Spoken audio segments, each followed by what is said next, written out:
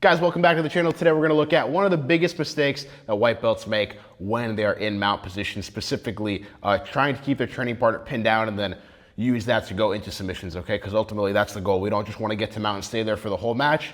We want to get to mount and use it to go into submissions. And oftentimes we see people do all these kind of crazy things like basing their hands out super wide and taking all these weird positions that make it very difficult to go into submissions. So today we're going to go over a few options that directly feed into submissions. So yeah, hope you guys enjoy. Let's get right into it. So guys, super common thing I see people do here is they will put their chest super low and they'll base their hands out super wide like this. And I see why people would think that this is a relatively decent option because now my hands are nice and wide, I have a nice base. It's hard to get like bridged and rolled from here. But ultimately, you know, when you start facing higher and higher skill opponents, higher belts, if you do this to them, they're gonna hit a knee elbow escape so easy. They're gonna get their elbow inside your knee, they're gonna start putting you back, they're gonna shrimp away, they're gonna put you back in half guard, and then you're just gonna lose everything, okay? So let's talk a little bit about how to properly keep someone pinned in this position and a couple different variations and options that we have, okay? So first things first, generally in mount, I want to have my ankles crossed, okay? You might not be able to do it perfectly against everybody, but ideally, if I can cross my ankles and sit my hips back over their hips, this is going to be a good thing. Now from here, if you want to put your hands on the mat, guys, that's fine. I don't recommend just dropping your chest completely like that and keeping everything exposed. I'd bring them a little bit closer, round out your back, and sit your hips back. So you round out your back like a cat, and sit your hips back and put weight on their hips and pinch your knees. Now, if Kane goes to hit a knee elbow escape with my knees pinched, it's gonna be a lot tougher to do. And it's gonna be easier for me to start taking cross faces if he does decide to do that, okay? So if you guys decide you wanna play with your hands on the mat, again, it's not wrong, I just don't recommend you put your hands all the way out to the side like this and try to have the widest base possible. Because from here, again, the knee elbow escape is just gonna be the piece of cake. So put the hands kind of forward in a position where you could press yourself back. I'm gonna round out my back, cross my ankles. I'm gonna cover his hips with my hips and just make my hips super heavy. I'm gonna push off the floor, round out my back like a cat.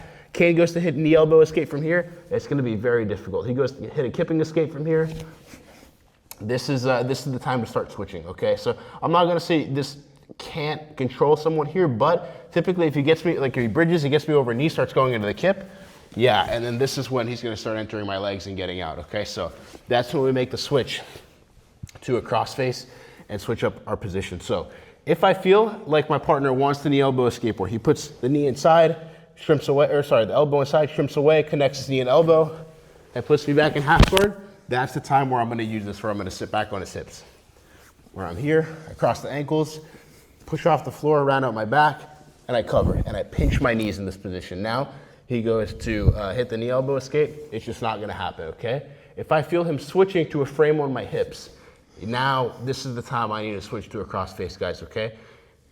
What I'm gonna do is here, I'm gonna take my middle finger and I'm gonna reach under and I'm gonna grab his armpit and I'm gonna pull him. Then I'm gonna take my shoulder on the side of his jaw and I'm gonna start turning his face towards the camera that way. So I'm gonna turn him like this. Now my hand can go wide, forehead on the mat, and I'm still again keeping my knees pinched, hips back. Now he goes to hit that kipping escape. It's gonna be much more difficult, okay? Let's turn a little bit, King. So we're gonna play between these two positions, guys, where we're here, we're covering the hips, putting weight on the hips. He goes to hit that knee elbow escape as I'm pinching my knees. It's very difficult, okay? He goes to start switching to the cross frame to go into the kipping. I'm here. And you guys can also play with the knees going wide here. I mean, I'm not gonna say it's wrong. It just depends on what he's doing with his hands, right? Like if he's here on my hips, it's probably okay to go wide knees to have a stronger base. He goes to kip from here, it's gonna be kind of tough. If I see he switches and starts pushing on my knee, or getting the elbow in to start putting my knee inside the half guard, that's when I need to start pinching again, okay? So really you're gonna be playing between these two positions depending on what kind of escape he's trying to go for. Guys, real quick, if you feel like your jiu-jitsu is kind of all over the place and you really don't have any structure, this is for you. I built a Skool community where you can get direct access to me as your coach. You can message me anytime, send me your rolling or match footage, and I'll break it down and show you exactly what you need to work on. On top of that, I post daily lessons and there's a full step-by-step curriculum so you actually know what to focus on. It's basically like being part of my team, just online. I even offer a 7-day free trial so you can come in, check everything out, and see if it's a good fit. If you're serious about improving, I'll leave the link below. Feel free to check it out. Now let's continue into the attacks that we can go into from these positions in mount, right? Because if our hands are out wide, we're not submitting anybody from there. But from these two positions, the cross face and from covering the hips, with our hands on the mat, we have really good ways we can go in and start attacking with submissions. So we're here. First things first, guys, if I'm here pinching my knees, covering the hips, right? Obviously, if I can fish in an underhook, this is money, because now I can start walking my hand up, flaring my elbow, and now from here, we're in position to go in, and then whether it's like a head and arm choke, or we want to use it to take the back, or you can go an arm, there's a million different things you can go into. Maybe not a million, I'm probably exaggerating, but when you start elevating their arm with an underhook, good things are gonna start to happen, okay? Now, another thing I really like to do, we won't touch on, we'll touch on this really quick. We won't spend a crazy amount of time on it, but just getting an underhook, guys, it's fairly simple. I'm taking my 4 fingers inside the elbow. It's usually gonna happen when he starts going the elbow escape on this side. Yeah, exactly. If I feel like he's keeping the elbow so tight where I can't get this, keep the elbow super tight. Yeah, where I can't get the fingers inside, I literally just take the tip of my middle finger and I just shoot it to the floor, make a fist, boom, and now from here, I put my hand flat and I start walking. If he's giving me good resistance here and I feel like I can't walk my hand anymore, I'm just gonna walk and then I'm just gonna take my head over his head and extend my arm. So if Kane stays super strong in this position and I can't walk anymore, I'm just gonna take my head over his head, extend my arm. And I can bring my head back, continue walking. It happens again. I feel like I got to the end and he's got too much strength, I can't do it, and walk my hand anymore. Simply just move my head, extend my arm, walk. And we keep doing that until I can get to a position where I can grab his armpit and I continue to walk. Bring his arm all the way across. From here we can go in and start attacking upper body submissions. Head and arm choke is obviously, or arm triangle is gonna be one of the most common options there. So feeding into an underhook is huge, guys, especially when they're going for that knee elbow escape. If you can get to the underhook, you're in good shape. You're gonna have them in a lot of trouble. Another thing I like to do, and this is one of my preferred methods, let's move back slightly, Kane, set her up with the frame, yeah. This is one of my preferred methods, guys, is when I'm here, I actually like to start pinning wrists right here. So especially when people are staying tight like this works really well, is here. I like to start, let's just keep your hands like super tight. Yeah, exactly. They don't want to get arm barred, so they're keeping everything tight. I'll take 2 hands to a wrist, I'll put my chest over, and then I'll pump, and I'll pin it to the mat like this. And I'll reach through and I'll be here. So my shoulder is directly over my wrist.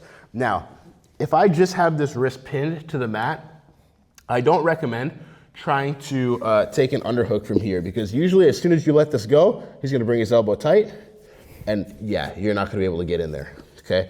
So I'm here, and how I'm gonna use this is I'm gonna wait for him. I'm gonna bait him into stripping this grip. He only has 1 hand left to work. So I'm gonna keep this hand on the floor, cover his hips, pinch the knees. So his hips are stuck, his legs are stuck, my feet are hidden well.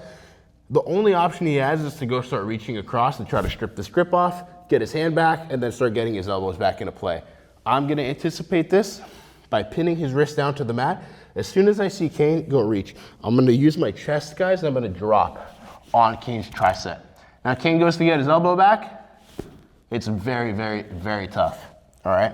From here, what I'm gonna do, guys, is he's grabbing my wrist. I'm just gonna use that to feed into a gift wrap here. I'm gonna feed it to my other hand, take my hand out, come to this position. I'm gonna start walking up his body. Now the whole thing is to get my chest low on his back. I'm gonna try my best not to destroy the audio here. I'm gonna move the microphone up a little bit, guys. There we go. We're here. As you guys know, in this position, people love to keep their back flat on the mat. That way it's hard for me to take them up and take their back, okay? So what I'm gonna do is I'm gonna drop my chest nice and low behind his back, and I'm gonna use my chest to scrape his back off the mat, touch my forehead to the mat with the intention of getting his elbow touching the mat. If I get Kane's elbow touching the mat, now he goes to turn back into me, it's a pretty tough thing to do. And it's easy for me to get low, get my chest on his back. From here, we can start going in and attacking the back, so ear to ear, chest to back. We need to be able to get chest to back to start going to the back from here. So once again, one of my favorite options from mount position. Let's back up slightly, there we go. I'm gonna cross my ankles, keep everything nice and hidden. I'm gonna sit up, 2 hands on one wrist. Even if he keeps it really tight, it's very easy. Just put my body weight over, put his elbow on the mat, pump, pump, pump. Boom, pin the wrist. I come around and I just settle in position here. Now I wait for him to go and strip that grip off. As soon as I see the arm come across, I just drop my chest onto his tricep and I feed his hand to my other hand into a gift wrap. From here, guys, I drop my chest down onto his back, and I touch my forehead to the mat forward with the intention of getting his elbow to the mat. Boom. I climb up, I drop my chest lower. Now from here, Kane goes to turn and put his back on the mat. It's very hard. He's gonna take me with him, and from here, we can go in, lock a body triangle, put hooks in, whatever your preferred method of back control is, and we can go in, start taking the back and attacking the submissions from there. There's, of course, a huge variety of things we can do for mount guys. There's arm bars, there's the head and arm chokes. That version of that back take is just one of my favorites. It's one of the easiest. I feel like when I pin that wrist, that's really the only logical thing for them to do is go ahead and use their one free hand to start stripping that away. This is something I find very useful and hit almost every day when I'm doing my mount positional training. I highly encourage you guys to do the mount positional rounds yourself. Start in mount and just do submit or escape. Get a good amount of rounds in there and you guys will get so good at submitting people from there and also escaping from there, just getting more familiar with the most dominant position in jiu-jitsu. If you guys found this information useful, please be sure to drop a like on the video, subscribe to my channel. It helps me out greatly. And like I mentioned a little bit ago, check out my online community on Skool. I think it'll be very beneficial to those of you guys looking for that bit of extra attention, looking for someone to analyze your training, your rounds, and give feedback. So I'll leave the link down here. I'll see you guys soon.